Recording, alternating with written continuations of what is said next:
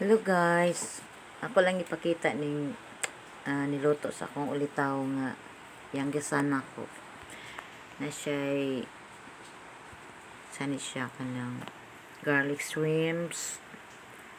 Siya rin galuto-luto ani tanan guys kay birthday man sa akong masamong. Yan kana siya chicken nga kanang fillet. Chicken fillet. Then kaning isa kani siya humba man na ba yun humba. Ako pong anak ng babae may nagluto ani. Dayon kaning isa chop suey. Siya rin galuto-luto ani guys. Then pansit, bami. Nindot kay siya tanawon guys. Then lami pa ni siya glasa. Kaya basta-basta po na timpla. Then kani siya kasaba cake. Then turon.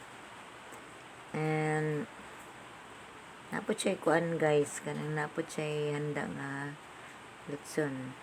Then kani among bugoy manag-una-una siya kaon aning cake siyang papa. Birthday siyang papa niya. Siya may una mo kaon kay basta doon ay mag-birthday des lang balay. Siya mag-iuna mo kaon na ng cake. Lipay kay siya mo blowan ng kandol. Mag-una-una ganun siya blowan ng kandol. Mga na ni siya tanan guys ang putay sa birthday ni Atoy ng masamang nako din. Ang ilang litson wala pa nila abrihe. Kay gipaabot pa ang mo abre. Kay kuan man init man kaayo.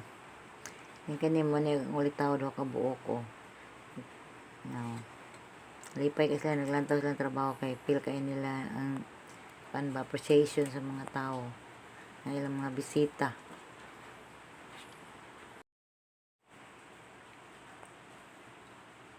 Tapos lay saging.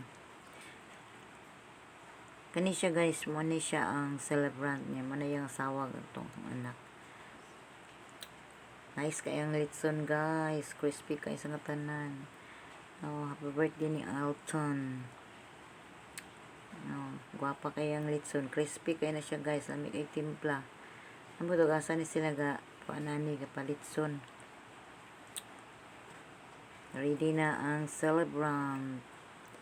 Picture ni sila karon magpray pa man ni guys ay mga on.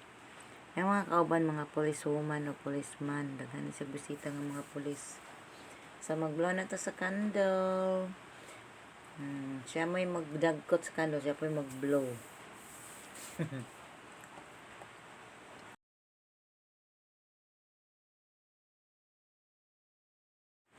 Okay guys, ready na mag-blow ang celebrant. Ika 40th birthday niya karong adlaw. Thankful kay siya sa Ginoo kay at least kabarogit sila sa ila ang pamuyo. Mag-uning ilang balay guys, open tayo mga appliances niya.